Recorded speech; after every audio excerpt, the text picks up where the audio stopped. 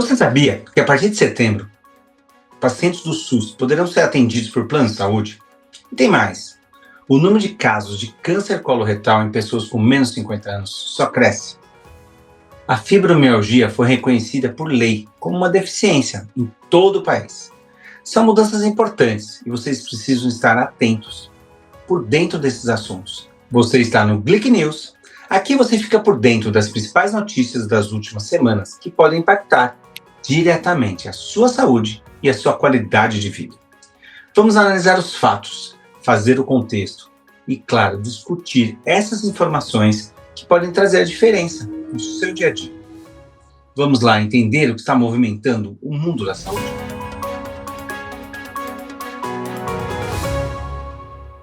Olá pessoal, meu nome é Ricardo Moraes, eu sou médico cardiologista e diretor médico aqui na AFIA.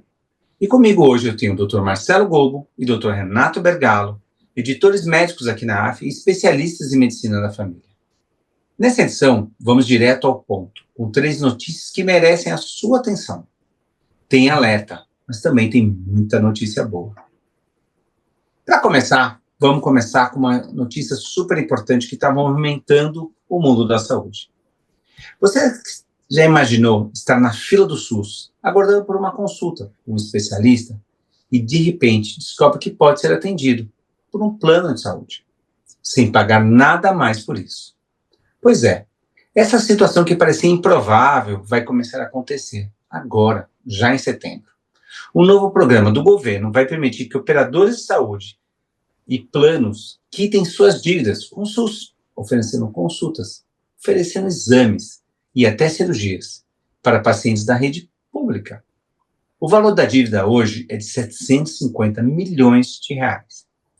É uma medida que promete desafogar o sistema, acelerar o atendimento em áreas críticas, como cardiologia, oncologia, ortopedia e muitas outras. Mas como isso vai funcionar na prática? E é sobre isso que a gente vai discutir agora. Bergalo, queria começar com você. Essa novidade vale para qualquer pessoa que usa o SUS ou só para casos específicos? Como é que o paciente vai saber se pode ou não ser atendido, por exemplo, por um plano de saúde? Ricardo, essa novidade é muito boa, muito legal, mas ela não é imediata, né? Então a gente precisa ir devagar porque tem alguns passos ainda a serem dados. Os planos precisam aderir aos editais e para cada município vão ser oferecidas as vagas que tanto o município precisa quanto o plano tem para oferecer. Nos casos mais comuns, estrategicamente, o Brasil inteiro tem necessidade de consultas em otorrino, tem necessidades em consulta em oftalmo, cardio, gineco, como você falou, mas isso não quer dizer que vai ser apenas nessas especialidades. Pode ser dependendo de necessidades regionais também. E aí, nesse sentido, qualquer pessoa pode ser encaminhada para essas especialidades oferecidas pelos planos, sim. Ela acaba sabendo isso muito provavelmente quando ela for encaminhada. O encaminhamento vai funcionar do mesmo modo, muito provavelmente. A pessoa vai na unidade básica de saúde, é encaminhada pelo médico de família caso tenha uma necessidade, e esse encaminhamento pode sair para as vagas que já existem no SUS ou para as vagas que os planos estão oferecendo agora. Então não é apenas para casos específicos, mas isso vai depender muito das especialidades oferecidas. E a pessoa vai acabar sabendo se vai passar por essas consultas com especialistas do plano, provavelmente no momento do encaminhamento mesmo. Excelente. Agora o inverso, vou perguntar para o Gobo. E para o operador de saúde, para o plano, que quer participar dessa iniciativa, como é que funciona, Gobo? Ricardo, quando a gente inverte a lógica e vai pensar no plano de saúde, a gente vai ter uma adesão voluntária. Então, o Ministério da Saúde e a Agência Nacional de Saúde, que regula os planos de saúde, vão ofertar a oportunidade para que a operadora se voluntarie para prestar um determinado pacote ou conjunto de serviços ali. E aí ela vai precisar passar por uma avaliação para comprovar a capacidade técnica, apresentar uma matriz de oferta e firmar um contrato que vai acontecer agora até o final de agosto. E aí, a partir de setembro, começa a atender os pacientes regulados pelo SUS nas áreas em que a gente tiver uma maior demanda, com uma maior fila, como oncologia, oftalmo, ortopedia, otorrino, cardiologia, ginecologia, entre outras. A operadora vai receber isso como um abate da dívida que ela tenha. Então, o pagamento vai ser após essa finalização dos pacotes de serviço, né, dos pacotes de cuidado ofertados no SUS, a cada atendimento, que vai gerar um certificado para o ressarcimento, para abater a dívida de ressarcimento do SUS. Ao mesmo tempo, a Agência Nacional de Saúde vai fazer a fiscalização para não deixar que a operadora deixe os clientes ali que já são conveniados, que já são beneficiários dos planos, na mão, de maneira a saírem prejudicados. Então, se eu tenho um convênio, eu não vou sair no prejuízo, e se eu sou operadora e quero abater a minha dívida, eu posso prestar esse serviço no SUS, gerando um ganha-ganha, né? Ganha o sistema público de saúde tendo mais força de trabalho, ganha a operadora que vai ter a sua dívida abatida e ganha o paciente que não vai precisar esperar na fila por mais tempo e vai ter serviço de qualidade. Excelente. Eu acho que é um exemplo, né, dessas iniciativas, demonstra que a gente pode inovar na gestão de saúde, pública, privada, buscar soluções para quem precisa e colocar no centro dessas decisões todos, né, o paciente, a operadora, o sistema público, o profissional de saúde, o ecossistema da saúde também, como um todo, respondendo a uma necessidade dos pacientes. Essa é uma parceria entre o SUS e a saúde suplementar, que até antes a gente não conseguia, mas que provavelmente vai ter um atendimento muito mais ágil, muito mais humano e principalmente muito mais resolutivo para os pacientes. E vamos para a próxima notícia, eu acho que também é super importante. A gente sabe que houve uma conquista para muitos pacientes, para milhares de brasileiros que convivem com uma dor crônica, a fibromialgia, que agora, a partir de agora, foi reconhecida oficialmente como uma condição que pode ser enquadrada como deficiência. É uma nova lei que foi sancionada recentemente e que entra em vigor a partir de janeiro de 2026. Ela garante que pessoas com fibromialgia possam ter acesso a direitos e políticas públicas voltadas às pessoas com deficiência. Mas é muito importante esclarecer um ponto: o diagnóstico. O diagnóstico por si só não garante o reconhecimento automático.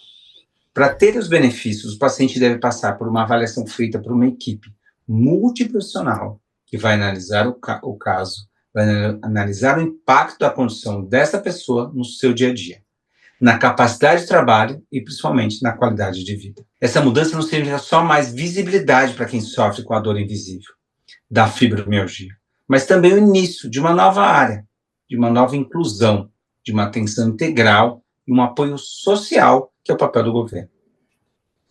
Bergalo, eu queria fazer uma pergunta. A gente já tem uma estimativa que a fibromialgia tem quase 6 milhões de brasileiros que têm esse diagnóstico. Eu queria que você explicasse como é que se trata essa condição, como é que funciona o tratamento e se tem, principalmente, cura. Ricardo, a fibromialgia, para começar, é importante a gente entender que ela é uma síndrome crônica, dolorosa. Ela é caracterizada por dores difusas pelo corpo, geralmente músculo-esqueléticas, né? E é uma síndrome porque se associa a outros sintomas, como fadiga, né, ou cansaço persistente, distúrbios do sono, que pode ser uma insônia ou um sono ali de má qualidade, alterações cognitivas também, como dificuldade de memória, dificuldade, às vezes, de concentração, de raciocínio. Essas dores, elas são causadas por uma hipersensibilidade do sistema nervoso central. É como se o sistema nervoso amplificasse a sensação de dor e isso gerasse ali dores constantes, dores que são de difícil controle, inclusive, né? E aí, nesse sentido, entendendo a fibromialgia como uma doença crônica, ela, infelizmente, não tem cura, mas ela tem é possível controlar os sintomas com um tratamento adequado, não farmacológico e farmacológico. O tratamento, ele geralmente envolve exercícios físicos, envolve hidroginástica, envolve até acupuntura. Alguns tratamentos não farmacológicos têm bons resultados e precisam ser colocados em prática para a pessoa ter realmente uma melhora completa. Além disso, também é possível a gente ter tratamentos com medicamentos. Normalmente são medicamentos que são chamados antidepressivos, mas que têm um efeito analgésico também, que acaba atuando e diminuindo um pouco esse incômodo, essas dores, e conseguindo, às vezes, quando a gente soma o tratamento farmacológico com o não farmacológico, até bastante sucesso no controle dos sintomas. Mas, infelizmente, não é uma doença que possua cura no momento. Excelente. Gobo, a gente sabe que quais são os direitos que estão previstos das pessoas que vão se enquadrar nessa nova lei que vai vigorar a partir de 2026? Ricardo, quando a gente tem a equiparação de uma condição a uma deficiência, não significa que a pessoa que vive com fibromialgia, ela tem uma deficiência, mas significa que por viver com essa condição, ela terá os mesmos direitos de uma pessoa que vive com uma deficiência, uma pessoa PCD aqui no Brasil. E a gente tem diretrizes que são nacionais para atendimento integral dessas pessoas no SUS. E aí, com isso, a gente vai ter o acesso mais facilitado, garantindo essa facilitação para avaliações como a equipe multiprofissional, para ter uma avaliação biopsicossocial completa. A gente já tem outras facilitações que a pessoa PCD tem para o atendimento preferencial em fila, por exemplo, dentro e fora de serviços de saúde. E aí, com isso, a gente vai ter essa extensão daquilo que são os direitos da política pública de atenção integral à pessoa com deficiência, sendo estendidos também para a pessoa que vive com fibromialgia. Os benefícios específicos vão depender da avaliação e das regras locais, então, de acordo com o tipo de serviço que está sendo prestado. Então, na UBS, no serviço de alta complexidade, tem algumas variações, e a vigência vai começar em 180 dias, ou seja, apesar disso já estar entrando para valer agora, a gente vai ver maiores benefícios disso em 2026, quando já tiver transcorrido o tempo de adaptação para os serviços de saúde. Que tipo de adaptação? Quando a gente estiver falando, por exemplo, de uma triagem no pronto atendimento, e eu tenho aquela especificação do diagnóstico, consigo identificar essa pessoa como uma deficiência oculta, que é o caso da fibromialgia, e poder permitir um acesso facilitado. Então, de medidas que vão desde o acesso ao estacionamento até a sua fila com preferência dentro de um serviço de saúde. Excelente. Acho que é o ponto 2 que muita gente deve ter, e eu vou perguntar para o Bergalo isso, se muda o tratamento, então. Então, existe alguma mudança do tratamento da fibromialgia no SUS? Se vai ter mais acesso a exames, acesso a alguns especialistas, por exemplo, ou se na prática isso não foi abordado? Na verdade, o tratamento da fibromialgia permanece o mesmo, mas com certeza essa nova demanda que a lei traz, a gente classificar o paciente como PCD, né, como o Gobo falou, pode trazer mais pressão sobre os serviços para oferecer mais exames, mais acesso a especialistas. Não existe uma medida colocando isso pedindo para colocar isso em prática agora, mas provavelmente é uma consequência que a gente vai ver. Como o Gobo falou, a gente tem acesso mais fácil pela pessoa ser uma pessoa com deficiência, então filas, esse tipo de situação que a lei garante já vai acontecer, e possivelmente a gente vai ter uma demanda, uma pressão maior para os serviços serem mais resolutivos. Uma coisa que eu imagino acontecendo, por exemplo, é os serviços públicos de saúde, os serviços do SUS, terem que fazer laudos ou atestar ali que a pessoa possui a fibromialgia, o grau que ela possui, para apoiar nessa definição dos benefícios que ela pode ter garantidos por lei. Então, certamente vai haver mais procura e, por isso, eu imagino que também vai haver como consequência um acesso maior, uma disponibilidade maior de exames e de consultas com especialistas. Excelente. Agora eu vou devolver para o Gobo uma pergunta, né, que muitas vezes a gente vê nessas doenças consideradas como pacientes portadores de deficiência, que são classificadas como PCD. Existe algum risco de o paciente não ser reconhecido, mesmo tendo diagnóstico médico? E por que isso poderia acontecer? Existe sim, Ricardo. A gente está falando aqui de uma deficiência oculta. Então, é algo que, batendo o olho, só visualizando, eu não consigo identificar de maneira objetiva e rápida, automática, a presença da fibromialgia em alguém. É um diagnóstico clínico e que é um diagnóstico difícil, muitas vezes de exclusão. Eu vou excluir outras coisas, não tem um exame específico ali. E isso, claro, acaba gerando essa dificuldade. Além disso, de ter esse diagnóstico difícil de acontecer, quando ele acontece, ele não é o mesmo para todas as pessoas que vivem com fibromialgia. Então, você tem impactos funcionais, ou seja, a fibromialgia ela não interfere na rotina de todo mundo do mesmo jeito. E isso é o que faz a grande diferença para a gente poder equiparar essa condição a uma deficiência, para que essa pessoa que vive com a fibromialgia tenha os mesmos direitos de uma pessoa PCD. Então, eu preciso avaliar esse impacto funcional. Então, eu vou dar um exemplo muito claro. Algumas doenças, que são artrites que pegam a coluna, por exemplo, que são doenças genéticas raras, elas levam a pessoa para essa condição de PCD. Só que isso acontece ao longo da vida. Não é no momento do diagnóstico que eu vou fazer bater esse martelo de que aquela pessoa adquiriu um status de incapacidade ou de limitação funcional. Isso vai acontecendo ao longo do tempo.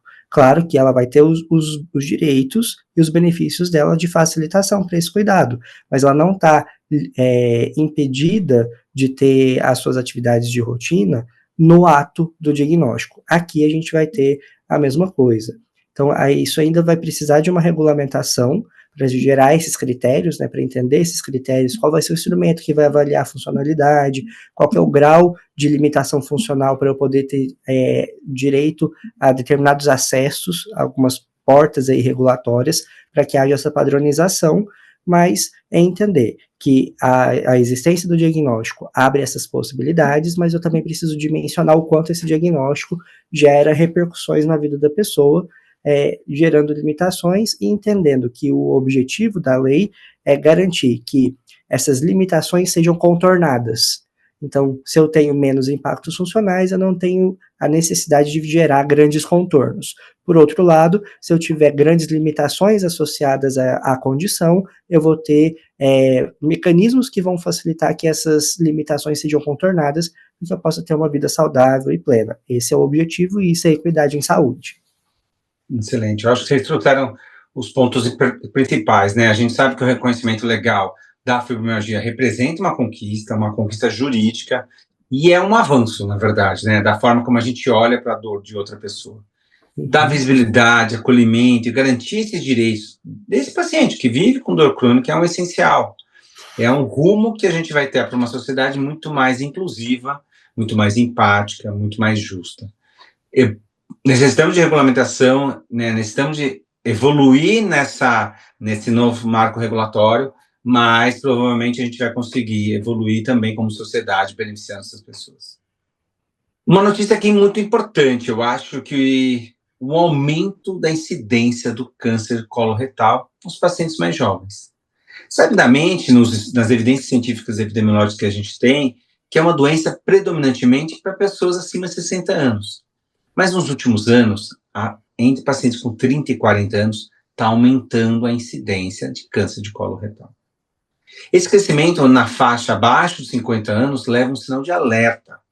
Alerta especialmente por uma população que não faz parte de grupo de risco, que não realiza o exame de rotina com regularidade.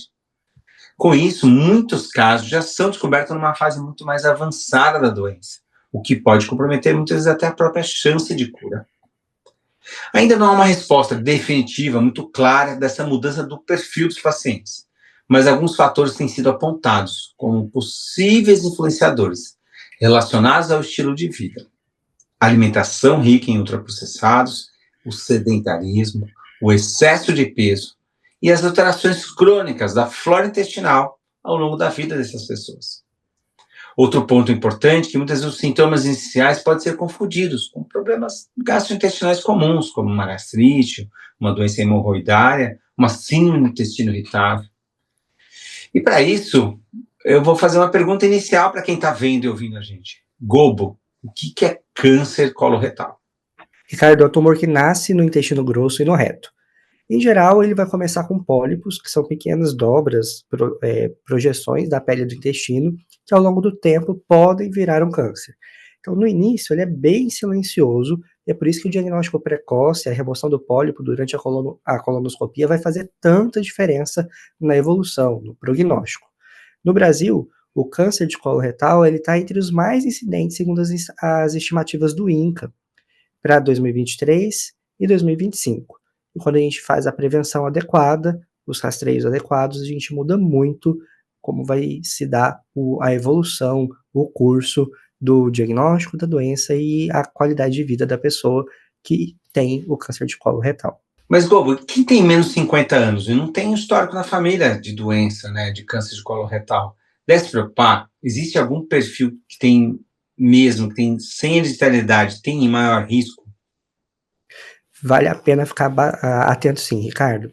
os serviços têm visto cada vez mais diagnósticos na faixa etária inferior a 50 anos. E em todo o mundo a gente tem se perguntado, né, o que está acontecendo que as pessoas estão tendo esse diagnóstico mais cedo? Né? E as respostas, elas são diversas. A gente sabe que alguns fatores ligados ao estilo de vida pesam muito nesse risco. Entre eles, o sedentarismo é um dos principais, o excesso de peso e a dieta rica em ultraprocessados são fatores, assim, muito determinantes disso. O sedentarismo, ele acaba tendo alguns efeitos indiretos, porque além do efeito próprio dele, de gerar um favorecimento para o adoecimento, né, por aumentar o risco de inflamação basal e por conta disso o aparecimento de doenças crônicas, ele também diminui o trânsito intestinal. Então as pessoas, quando elas têm maior dificuldade de evacuação, tem uma maior tendência a ter o intestino preso, a gente tem uma maior chance de ocorrência do câncer coloretal. Então, se a gente junta isso, uma dieta pobre em fibras e rica em ultraprocessados, que por si só já tem um risco de induzir o aparecimento de doenças crônicas, como as doenças neoplásicas, como os cânceres de diversos aparelhos. Sou sedentário e isso também aumenta o meu risco. E isso acontece junto, eu tenho a soma de fatores de risco.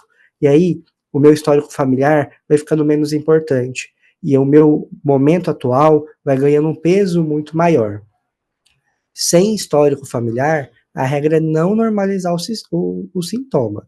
Então, se você percebeu sangue nas fezes, uma mudança de hábito intestinal, especialmente como essa que eu comentei, tendo o intestino mais preso, percebe uma dor abdominal contínua, que aumenta o volume abdominal, ou ainda tem uma anemia. Sem causa aparente, a gente precisa aprofundar essa investigação.